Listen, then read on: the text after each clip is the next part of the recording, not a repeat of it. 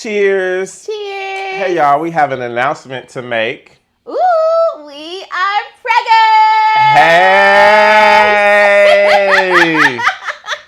Cheers. Cheers. Let's get it. I will be drinking juice from now on.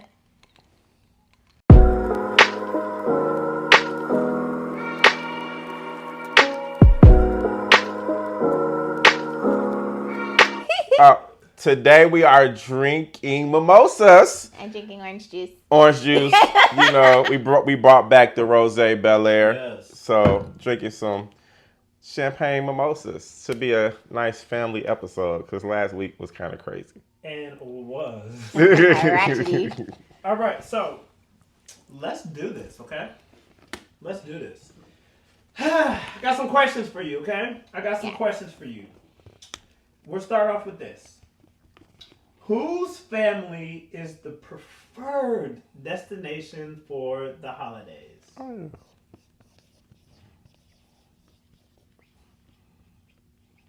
And 3, 2, 1. We've got a Theresa and a Theresa. Okay, Yeah. we are on one accord with that. I love the holidays. Number 2. Whose family makes the best food during the holidays? Teresa cooks, so wherever Teresa's at, so that's not fair.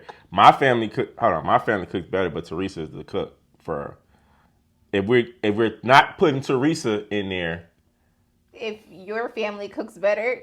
without putting Teresa in there, who cooks in your family?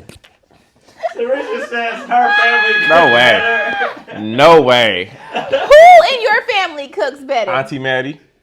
Child. Auntie Maddie. Oh my God. And Ed says that his No family way. cooks better. Our family will kill you by 30. Really? Because every holiday we've been You at, they've cook. had egg rolls You cook. for Thanksgiving. If we take out Teresa, because Teresa's the one that cooks. When we go Who do you think out there, it's like Teresa, you cook this, you cook But this, you cook who this. do you think taught me to cook? I don't know. My mother. Well, no. Yes. You learned how. You didn't know how to cook in college. Ooh. My mother taught me how to taught you- cook. I've never had her cooking in. So I had Teresa's cooking. Cordiana could be offended. She could be mad. She could be mad. Fried chicken that you She know how to make the fried chicken, but we talking about cooking for the holidays. It's Teresa. Teresa is slaving in the stove. She's in the kitchen. She out there cutting, putting everything together, waking up in the morning, putting the mac and cheese how you like. It's Teresa. So wherever Teresa's at. All right. My mom's the cook. We were a little divided on that Yeah. one, but that's okay. It's Teresa. Number 3. All right, we'll stick on food. Whose family is going to take the longest for the food to be ready? Again, Teresa's the one cooking. So I however pride Teresa. myself on being finished promptly by 1 o'clock. Yeah. 1. So my family, because Teresa's the one cooking. Who Okay. takes longer? Yeah. I don't know. I cook before I go over Ed's family's house. So. All right. Okay. And last one. This is where it gets serious, and this is where we ease into the conversation for the day. Whose family is going to have the most drama during the holidays? All right. There we go. And we will be back after this. Make sure you like, comment, and subscribe, and click that notification bell. So now we know the holidays. First of all, y'all look amazing, and I'm still over here shook by that announcement at the beginning of the episode. We didn't even tell Mike Y'all that. didn't tell your producer, so he was like, "Wait, what?" I'm so confused. All right, so check this out, okay? The the holidays are an interesting time for a lot of people. Yeah. You know, it brings a lot of joy, but also it brings a lot of pain to some people. Some people walk in the spirit of Terry from Soul Food, and they say, "F the family." She was vindicated. She was vindicated. Let's talk about holidays. How are the holidays for the Spates? Is it ever a time where you dread going to one place or another place, or do you all have a, healthy relationship with the holidays and family? You want to go first? Yeah, you can go. Oh, I could go. No, holidays. It's been great. I think since my father died a few years ago, I really appreciate Teresa's family. You know, I've always just so her family's in Colorado, so I love going out there. The weather is amazing. You know, it's people would think Colorado is just all snow, but they have 300 some days of sun. So even if it snows, it's always sunny outside. The weather is amazing. The water is beautiful. So I love going out there with her family, everybody under the same roof. You know, there is always just a loving environment. And, you know, Teresa's cooking. So wherever Teresa go, food's going to be good. And so I love being a part of that. I love that tight knit family that, you know, Teresa has, and they've just accepted me with open arms. I love her father. Her father, even though her father's no longer with her mother, her father always flies in, you know, be a part of it. So I love that. So I never have an issue. I feel like I'm at home when I'm over there. I love that so much. The holidays are super important to us. When I was growing up, we used to always have like really big Sunday dinners and really big holidays. So we'd have a house full of people, no less than 20 people at our house on any holiday. So holidays are very, very important. It's another reason why I don't know how to cook in small portions. I'm used to cooking for massive amounts of people, so I make a lot of food all the time. And usually when I look at the food, I still go, I don't know if it's enough.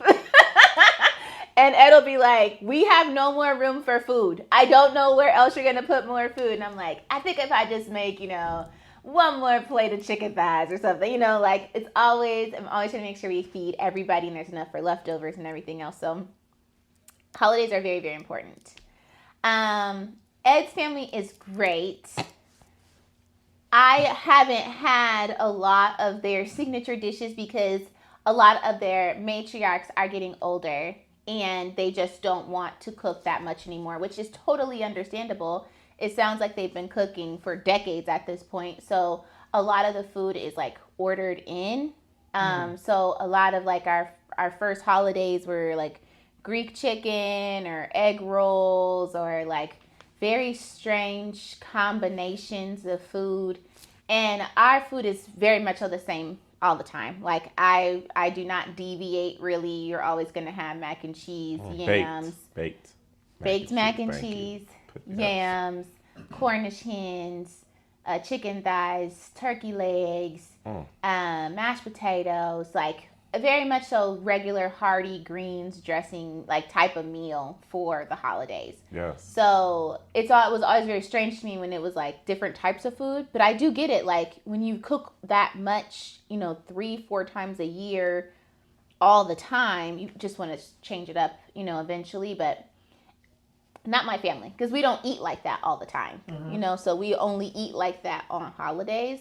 So that's why unless you're trying out a new dish, you just testing it out in the family. That's why it's so important to keep those meals the same for us. So has there ever been any moments where, you know, things got hot at the dinner table, or things got hot, you know, during the course of the day spending time with family? Not really at my house. My mom doesn't deal with loss very well. So sometimes, like if like we had recently lost a family member or something, like she just is she's not an emotional lady, so she a thug through and through. But that kind of like lack of tenderness during the holidays can sometimes play a role. But for the most part, like holidays are fun and we're having a good time. We're laughing, we're joking, we're playing cards, we're there all day, all night. People get there early in the morning to come help me, just sit with me basically while I'm cooking. Like it's that kind of just like jovial vibe. I love that. I laugh because, well, a few reasons, but my family is kind of, I don't know, the few years is kind of scattered. You know, haven't been as, I think people are getting older. Everybody has their own individual families. When I was growing up, we were so tight knit. Everything was over, you know, somebody's house and we were all just be together. And so now it's kind of, it's different. I know this year we're hosting Thanksgiving at our house, and then some of my family is going to be coming over, and then Christmas is going to be in Colorado, and it's going to be so lit out there. But it definitely has been tension, like in my family sometimes, between like my auntie and Theresa, and so like that. Yeah, for sure, because his aunt was disrespectful. So that is why Jesus. I refuse to host at my house. And as you know, I love to have Thanksgiving and everything at my house. And I have had it at my house plenty of times. Like, we've had plenty of people over for the holidays, but we never had all the sisters over because one of his aunts was very disrespectful to me multiple times. So I created a boundary and was like, I don't deal with you. You are not welcome in my house. I am not going to deal with the way that you treat me. I don't like it. So I'm opting out. And it wasn't just like, so my mom had 10 sisters and 2 brothers. Mm-hmm. But the auntie that he's talking about is my mom's twin. Ooh. So it's just, close. Yeah. So very close. So how do you deal with that, Ed? Because that's something that I've always wondered is when you have a family member who disrespects your spouse, how do you keep the peace with your own family, but at the same time keep the peace with the person that you're living with every day? I mean, the boundaries go up. My wife is my spouse, so that's just what it is. Like this, you know, I spoke to my mom to be like an intermediary between, you know, my auntie and everything, but some situations just that's who that person is. So, you know, it's slowly trying to get better. People reach out and she understands sometimes a lot of stuff she says is unsolicited. Mm-hmm. You know, it's like you all have that group text sometimes where people say stuff and you're like, I can't believe this person is saying this. Mm-hmm. Like, what is going on? Like, this is just, and so I talked to my mom about, Mom, you need to filter some of the stuff that some people are saying because it's not healthy. So. And I opt out of the group text. You opt out. You remove it. Leave group. Leave group. Like, I don't want to try to create conflict in a family because, you know, there's no need for that. We're always going to be around each other. We're always going to be together. So I don't want to create conflict where there doesn't need to be. But if you're constantly disrespecting me, like to the point where I'm like, okay, it doesn't seem to matter what I do, you still have something to say that is rude to me, then I opt out of you. And for me, I can cook. So I don't need to go to your house. I don't need anything from you. I make my own money. And there's just nothing in this world that requires your presence for me. So I'm opting in to speak with you. If you are being rude and disrespectful to me all the time, I'm going to opt out. So I opted out.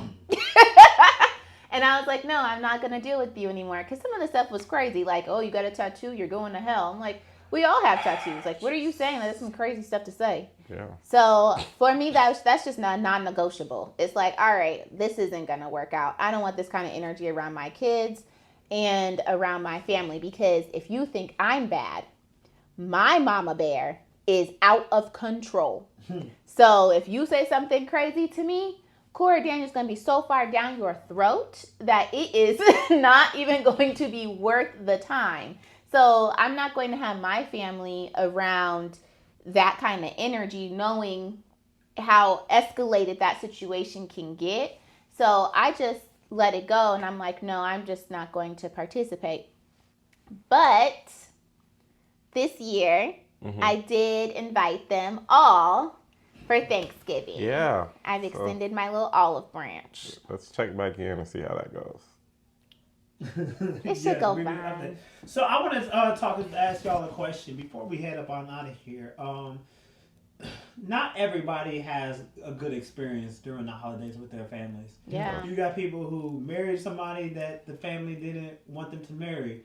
You have people who have opted out of the family because they were, you know, we have the hard conversations here, so let's go. Let's go. Who were molested by family members. Yeah. So they don't want to sit at the table with their abusers. You have people who don't go home because their family doesn't accept them being gay. You have people who don't go home because their family doesn't approve of the college they went to or the career field that they chose. Mm-hmm. What do you say to those people who don't go home and they feel they're in this season feeling like, you know, they're feeling that they're alone? Oh, so I would really hope that you have found a chosen family that you can go have the holidays with, because there's nothing more fun than a Friendsgiving, or just getting together with the people who do love you, who do accept you, who aren't going to talk down to you, who are going to build you up. Like, sometimes your biological family isn't your real family. Ooh. So you need to go have holidays with those who adore you and who love you, because and sometimes you have to walk alone. And it's unfortunate, but it is better to be alone with your peace than to be chastised for just being who you are, or where you went to school, or whatever. Like, it's not worth it. I 100% agree with what Theresa said. I would just say this. Life is short. Time is short. Don't allow, because some of that stuff happened to my family. You got molestation. You got, people that just constantly get on you when you get around certain people, and, they trigger certain things in you. You don't want to penalize everybody for the actions of one or two people that might be in your family. Like, you may not like 2 or 3 people that's in your family, but you have people that love you, that care for you. And a lot of times, with how busy a lot of our schedules are, this is the only time where we're able to be together in one place that's not a wedding, it's not a funeral. And so when I look back, I remember I used to hate going over some of my people's house sometime, because it would be questions of, oh, Ed, you're not married yet, or Ed, you're not doing this, or Ed, how much money you making, or Ed, you're doing. I'm like, yo, I just want to get here and chill. I don't want to be interrogated and put on a spot. But I'm now looking back at it like, man, I do miss those times where I was just free over my family's house. I miss seeing those people, because a lot of people has already passed on. Mm-hmm. I miss, building and cultivating those relationships with people, because now I don't have that space to do that. So I would just say, yes, have your chosen family. Make sure you're in spaces that appreciate you and not just tolerate you. In safe spaces. In safe spaces. But do remember that, time is short. And when they're gone, they're gone. This has been a great conversation. One last thing. Y'all are both lawyers, we know, and this is what some people talk about. They don't like going home because they hear this all the time. Do y'all get a lot of, hey, cuz, hey, bro, can I borrow this for this? I got this business idea. Like, does that happen, that people think that y'all got this abundance of money and that y'all are just the bank?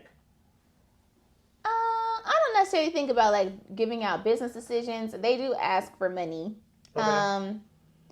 And I always tell them, we have a family budget. This is how much I budget every year for us to be able to give money away. So if you don't pay it back, then there's less money in the pot. So currently the pot is empty. So we have no more family budget money. But yes, we do get asked for if people are in a bind, but only really when they're in a serious bind. Nobody calls us like every week asking for money, or we don't get too much of, like, I don't get very much of, I have a business I want to run by you. It's frustrating. I asked God, when we first got married, we wanted to be lenders and not borrowers. So you ask God to be lenders, that means people are going to ask you for money. Right. And so it gets, sometimes I really just want to be around family. Like, yo, can I just talk? Can we just have a conversation and just enjoy where we're at? Like basketball, do something like that. It's like, hey, I need some money. I need this. Like, hey, I'm like, bro. So, and it's not just my money. So it's just like, hey, I have to talk with my wife about what's going on. And it's like, it's frustrating. I'm not going to lie. Like, it's really frustrating sometimes. And what happens for me is I tend to withdraw from those relationships, because I want to be, you deal with work all week. You deal with all type of, financial things. And shoot, we have a business. We have a payroll. We have people that we have to pay in order for them to run their lives. Right. And so for me to just freely give out money, I want to help people, but right now we're not there to really, even when we are there, we still going to have to budget. And, that's the first way. Who can we call if something happens with us? Mm-hmm. Now, they don't really think about that. And so it's frustrating, but, I think that to protect my peace, a lot of times that's what causes me to withdraw and be like, you know what? I love being around my chosen family, where I'm not always. Everybody got money. You know, like everybody got money. Everybody, so I don't have to feel like I'm the bank. I'm the richest person in the room, which I'm not. But it's frustrating. I ain't gonna lie. I love that. Yeah, I think, for my family, they know I'm naturally stingy, so they really only call me if it's out of pure necessity. And that's usually what I think of. I'm like, okay, they've run out of options, and now I'm the last resort. So I usually tend to not be so hesitant to give it if I have it, because I know that I was their last choice, and they didn't call me first. I'm the youngest. I'm the baby. So to call the baby is usually, everybody's last option. So one last thing. One thing that I've noticed in my family since my grandmother died and her sisters have died, a lot of the traditions, a lot of the family reunions, a lot of the meetups have kind of died along with them. Yeah. What do y'all feel about keeping traditions in family, and how do we do that moving forward? That's the question, because I think that we weren't taught how to keep the traditions alive. We relied so much on, well, this year Auntie so-and-so gonna do it, Grandma gonna do this, and we didn't realize that eventually we're gonna have to do it. I think Theresa said something that was very on point, that her mom told her that it's on y'all. We didn't get that. It was just, we had that. A lot of people in my family have that expectation that, well, they're gonna always be able to do that.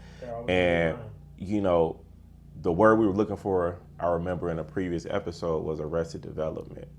And some of my family members have suffered from arrested development, where they're still in the mindset that they're still kids. A lot of them still, unfortunately, for whatever reason, are still living at home with parents. They don't have, stable income, stable jobs. And even though they may have children, they're not in the best financial situation to take care of their children, dealing with different women. And so when you're spread out like that, when you don't really have a stable home, you're not going to be able to provide a space for people to come over and gather. And so we have a lot of broken homes. We have a lot of broken families. And I think it's on people who have stable homes and stable families to try to show that. That's when you think about it, even looking at my family, like the people that had stable homes, stable families, those were the ones that were hosting everything. Right. It's your responsibility to give that type of vision to the next generation. It's really deep. Like when I got back from law school, my mom was like, holidays are on you. Like, we will provide the space, but the food and what you need to cook and how you want to cook it is all on you. And so my mom, like I always say, she is my foundation. Like, she gave me all of the recipes on how to cook everything, and she taught me how to cook.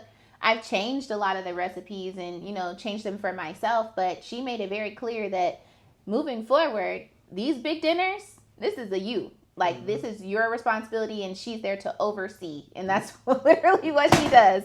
She sits and oversees. And I think that that's the key, is to remember that it's on us now. We are the generation. So all the millennials out there that are like, okay, well, who's hosting this? You're hosting it. It's on us to be able to gather the families together, bring people together, set rules for your household.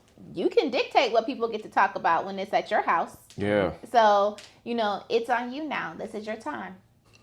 Woo!